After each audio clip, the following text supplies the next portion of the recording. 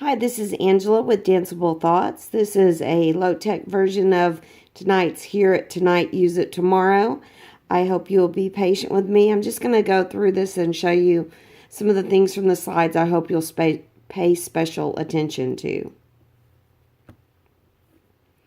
So this is all about thoughtful approaches to your auditions, controlling the content of your dances, the teaching process, finding a skill level balance, making the job of the judges a little bit easier. And then that last statement says, let the candidate's experiences during your audition process be predictive of the working and learning environment that you're going to want from your future team.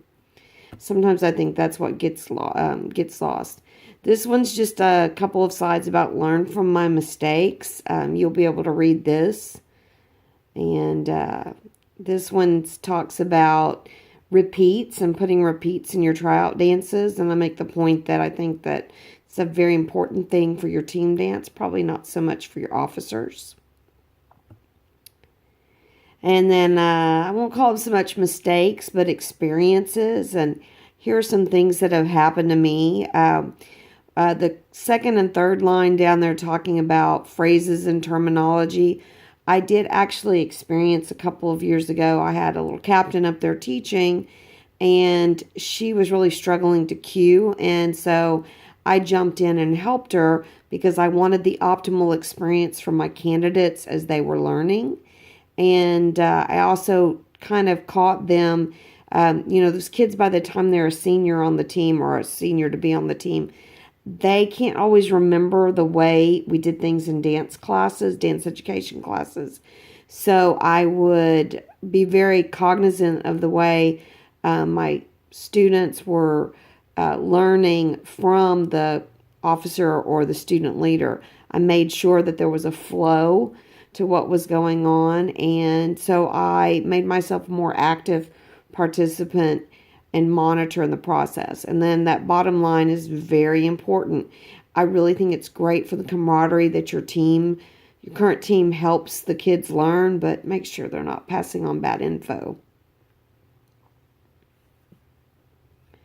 So I want you to really think about goals for growth. Make the audition process part of your ongoing growth process for your team. Think of each step. That your officer candidate dance, that's future forward. Those are the things you want them to do in the future. You want your team to aspire to achieve. Team tryouts, very foundational, baseline, identify potential, create or find blendability. And then when it comes to the JV or freshman, those newest of new kids, I really just look to see how they learn. I'm not trying to challenge them or make it super hard. I want to see them in an environment where I can see what kind of learners they are and how they react. So this is an if-then. So talking about content, if you want to work on sharpness in your upper body, I'd say put some 2-count stuff in. If you want to work on coordination, then you make a more complex thing. If you want pointed feet, don't be afraid to put in tendus and dégagés, even a rond de jambe. You don't have to be a ballet combination, but those are the skills that will reveal that. If you want them to have more power in their movement and their performance, use pliés and lunges interspersed in the choreography as they're going in and out of skills. Make sure you emphasize that as they're cleaning and polishing. And if you want better turns, then don't ask for the triples. Ask for the solid singles and doubles and see those movements in isolation, not always in complex combinations. Now, I know some of your teams are really advanced, and that's important, but if you're looking for those foundational things, that's where you do it. So here's a thing of ideas. Do you do this already? Be sure you look through those. I put my whole tryout group in a height line from shortest to tallest. So they're trying out with girls that are relatively their own height. I strategically also mix in returning members. I used to do tryouts in groups of 5. And depending on the ratio, sometimes I would have 1 or 2 old members in the group or returning members. And I usually would put them on one end or the other so that the judges could, use those almost as bookend references for the new candidates trying out. Some of those other things you can kind of think through on your own. I'm a big believer in mock tryouts. Here are some considerations that I have for you, not just from my own experiences as a judge, but from some of the great comments made by several people when I put that out there on Think It Forward Thursday. So if you look through the Danceable Thought post, you'll find some of those.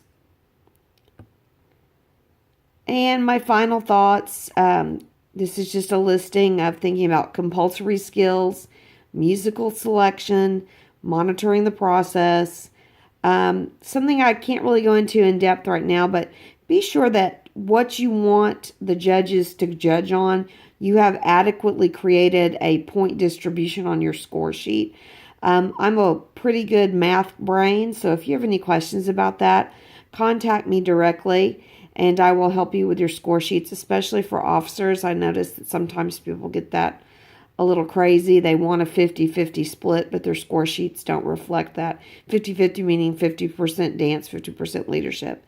And then I always say, watch and evaluate your candidate group with an impersonal point of view. Don't get defensive if you feel like your candidates look really bad. You're worried about what's happening.